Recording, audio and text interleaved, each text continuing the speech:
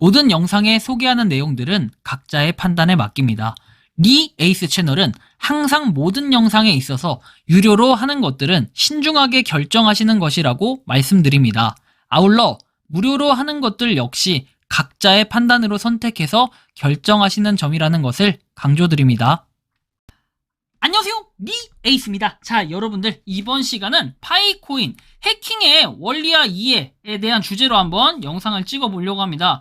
여러분들 계속해서 해킹 그놈의 해킹 얘기는 계속 나오고 있습니다. 그런데 이 해킹이 과연 여러분들 지갑을 탈취를 당해서 해킹을 당했다라고 주장을 하는 걸까요? 아니면 진짜로 해킹을 당해서 해킹을 당했다고 주장을 하는 걸까요? 영상을 한번 끝까지 봐주시면 좋겠습니다. 자, 일단은 기본적인 개념들을 설명해드리고 제 생각과 의견도 한번 정리해서 말씀을 드릴 건데, 리에이스님 질문입니다. 8월 7일 마이그레이션 통과 후에 제 지갑으로 130개가 이동 가능한 지갑으로 들어왔어요. 며칠 전까지 지갑에 있는 것을 확인했는데 8월 13일에 130개가 고스란히 보내지게 돼서 0.6개가 되었다. 며칠 전까지 파이가 8월 13일에 빠져나갔다고 하니까 도저히 이해가 안 된다. 해킹당한 거냐? 아니면 코어팀에서 가져간 거냐? 총 채굴량에서 지갑이 이동이 되면 총 채굴량이 빠지나요? 답답해서 문의합니다. 제 코인을 가져간 주소라고 하면서 이렇게 쭉 내용이 나와 있습니다. 그래요. 저는 뭐 이거에 대해서 정확히 누군지 원인을 알 수 없어요. 제가 알 수 있다면 천재라고 할 수 있겠죠. 다만 여러분들이 코어팀에서 가져간 거라고 하면은 이건 말이 안 되는 거고 이렇게 될 수가 없고요. 불가능해, 불가능. 만약에 이렇게 해서 가져갔다라고 한다면은 파이코인은 그 다음부터는 스캠이 되고 아예 그냥 코인 시장에서는 사라져야 됨이 맞죠. 코어팀에서 가지고 갈 수가 없습니다. 아무리 코어팀에서 파이코인의 가치가 높다고 하지만 자기네들한테 배분된 수량도 있는데 130개가 가치 있다고 엄청나게 크다고 이걸 가져가진 않았을 거다라는 거.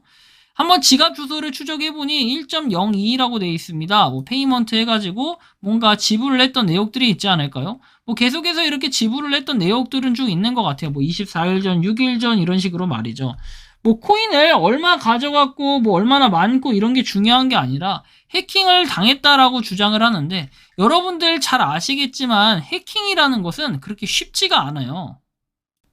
제가 먼저 사례를 보여드릴 건데요. 여기 지금 보이시는 것처럼 자, 해킹 유튜브 생방송 중에 21억을 해킹당했대요. 이 유튜버가 자작극일까라는 이런 주제로 올라왔던 내용이 있습니다.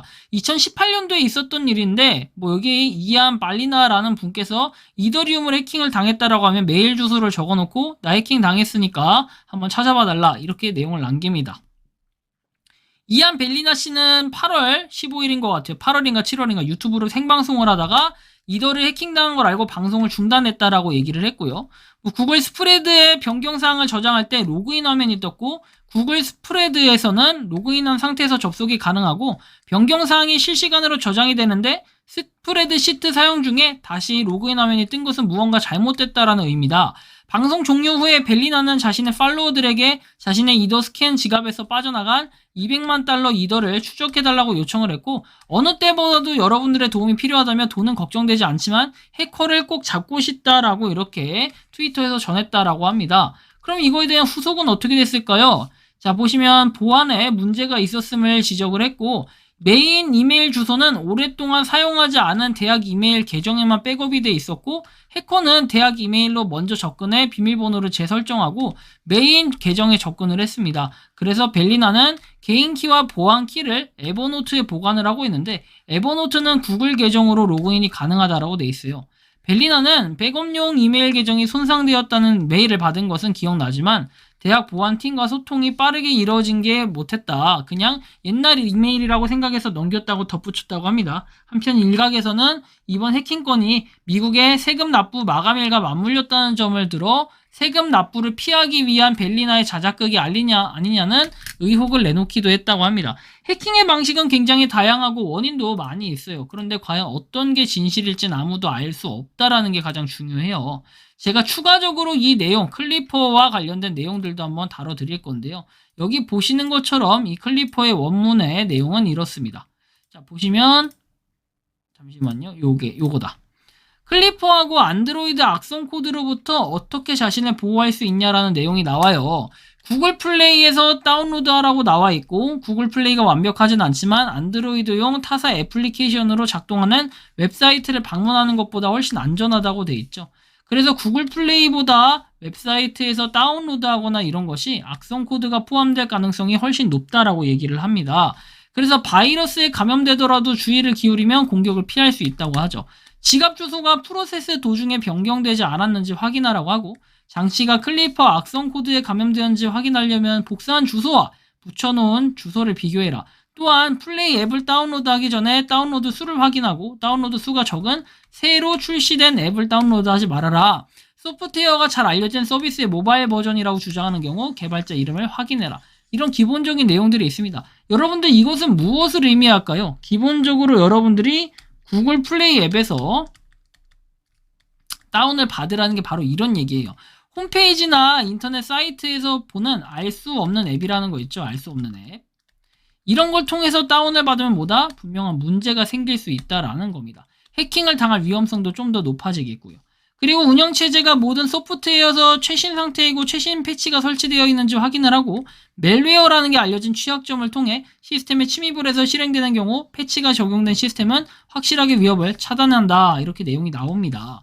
추가적으로 보면요, 윈도우 운영체제에 등장한 클리퍼 악성 코드라는 것이 나중에 구글 플레이 스토어에서 발견이 됐고, 이게 바로 뭐다? 메타마스크라는 합법적인 서비스를 사칭한 것으로 확인이라고 하죠. 우리가 알고 있는 그 메타마스크가 맞아요. 그래서 개인키와 자격증명을 훔쳐서 이더리움 자금을 탈취하는 것이지만, 복제된 이더리움 또는 비트코인 지갑 주소를 사이버 공격자가 제어하는 주소로 교환할 수도 있다라고 나와요.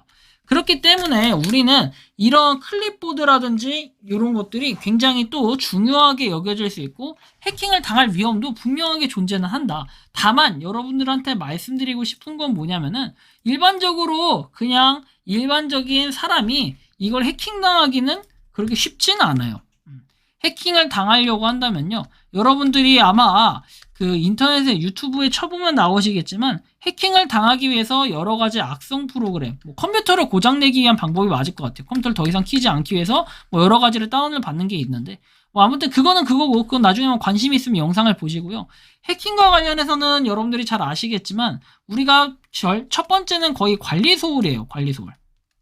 해킹을 하려는 사람도 문제인데, 평소에 관리를 하지 못해서 거기에 대한 허점을 드러내는, 이것도 상당히 중요한 문제라고 생각을 합니다. 여러분들 보통 보면은 P2P, 우리가 P2P 거래 말고 P2P 사이트 같은 거 많이 이용들 하실 거예요. 보통 여기서 동영상을 다운받는다, 영화 이런 거 있죠. 드라마, 예능 이런 걸 다운을 받는다라든지, 게임을 다운을 받는데 무슨 일반적인 그런 게 아니라 EXE 파일을 바로 다운을 받는다든지, 다운로드를 간소화시키는 프로그램들을 다운받아서 뭔가를 한다든지, 이런 사이트들에는 분명히 악성 코드를 넣는 경우가 굉장히 많아요. 물론 이 모든 동영상이, 모든 게임이 그렇다라는 게 아니에요. 일부에 한해서 그렇다라는 거죠. 그걸 노리는 사람들이 있기 때문에 좀 더 우리는 주의가 필요하다라는 이런 내용이고, 얘기를 하는 거고, 보시면은 실행 시의 기본 프로그램은 여기로 지정된 무작위 뮤텍스를 생성해가지고 악성 코드 프로세스의 인스턴스 하나만 실행되도록 한다 해서 바이러스 작업을 종료를 하고, 시작 디렉토리로 전송을 해서 실행을 하는 이런 절차에 보시면은 요 가능성, 클리퍼 바이러스는 난수와 문자의 긴 체인인 지갑 주소의 복잡성을 이용해서 지갑 주소를 여러 번 사용하지 않는 한 지갑 주소가 바뀌었다는 사실을 알아차릴 가능성이 없다. 뭔가 거기 있는 키워드나 키를 바꿀 수 있는 이런 기능도 한다라는 이런 내용이 되는 겁니다. 그래서 우리는 요거를 보호하고 예방하려고 한다면요, 여러분들이 보시는 것처럼 안드로이드 등 타사 애플리케이션보다 구글 플레이 스토어에서 다운로드를 하라는 거예요. 물론 앱스토어는 앱스토어에서 다운로드를 하면 되고요. 이런 식으로 해가지고 예방을 하는 방법. 이게 이제 해킹에 대한 원리와 개념이라고 보시면 되는데, 그럼 요거를 막기 위한 절차는 이렇습니다. 자, 보시는 것처럼 이건 공통사항이고 파이코인도 꼭 알아야 되는 사항인데, 문자 메시지나 이메일에 포함된 링크를 절대 클릭하지 말아라. 응용 프로그램을 설치할 때 주의해라. 그리고 쇼핑을 마친 후에 로그아웃을 하고, 운영체제와 애플리케이션 최신 유지로 상태로 유지해라. 그리고 위치 서비스를 끄고 개인정보를 공개키로 유지하고, 탈옥하거나 루팅하지 말라고 돼 있고, 백업 계획을 세우고, 모바일 보안 패키지를 사용하고, 장치를 물리적으로 보호해라. 이런 종합적인 내용들이 나와 있습니다. 여러분들이 파이코인을 해킹을 안 당하기 위해서는 어떻게 해야 된다? 기본적으로 이런 것들을 다 지켜줘야 된다. 그래야지 여러분들이 해킹을 예방을 할 수가 있다. 그렇죠? 그리고 개인정보라든지 이런 걸 유출하지 않기 위한 방지책을 좀 찾아야 돼요.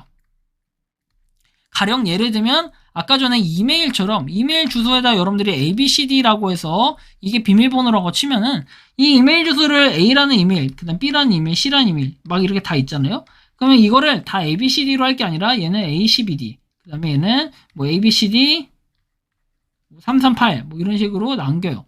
그래서 이렇게 각각 다 다르게 해줘야 여러분들이 좀 처음에는 헷갈릴 수 있지만 나중에는 익숙해질 수 있다는 거. 그리고 해킹을 당할 위험성은 좀 낮다라는 거. 다만 이제 일반적인 해킹에 대해 설명을 해드린 것이지 파이코인이 어떤 루트로 해킹을 당했다, 어떤 루트로 내 지갑이 탈취됐다라는 정확한 원인은 밝혀진 게 없어요. 여러분들이 심지어 예를 들면 가령 이런 게 있어요. 뭐 카이카스나 메타마스크. 여러분들이 해킹을 당하면 왜 해킹을 당했는지 그런 이상 증상이나 전조 증세 이런 것들이 있었기 때문에 알 수 있는데 파이코인도 똑같아요. 여러분들이 파이 브라우저에서 이것저것 유틸 보상 받는다고 무심코 내가 들어가서 허용만 눌렀는데 또는 내가 뭐만 했는데 이런 걸 통해서도 해킹을 당할 가능성들이 꽤 있다는 거예요. 해킹에 대한 정확한 원인 아까 올려주신 부분은 알 수 없지만 각자 한번 판단을 해본다면 이거에 대한 답은 어느 정도 나올 겁니다. 나중에 이걸 코어팀에서 의무적으로 보상을 해줘야 파이코인이 안 망한다 라고 얘기하시는 분들도 몇몇 보이시던데 그것은 생태계를 아주 나쁘게 만드는 이상한 조치가 될 것이에요. 왜냐? 여러분들이 손해를 봤다고 손해배상 청구를 해서 매일매일 돌려줄 것 같으면은 사실 재단이 남아가는 건 없을 거라는 생각이 좀 드는데요.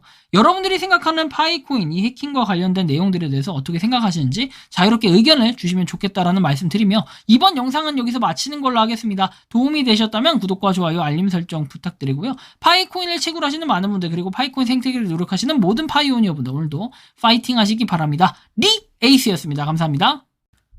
평소에 궁금하셨지만 내가 시도해보기 어렵거나 시간 낭비하고 싶진 않고 새로운 제보를 해주실 분들께서는 아래의 주소로 메일을 보내주시면 제가 해결해드리겠습니다.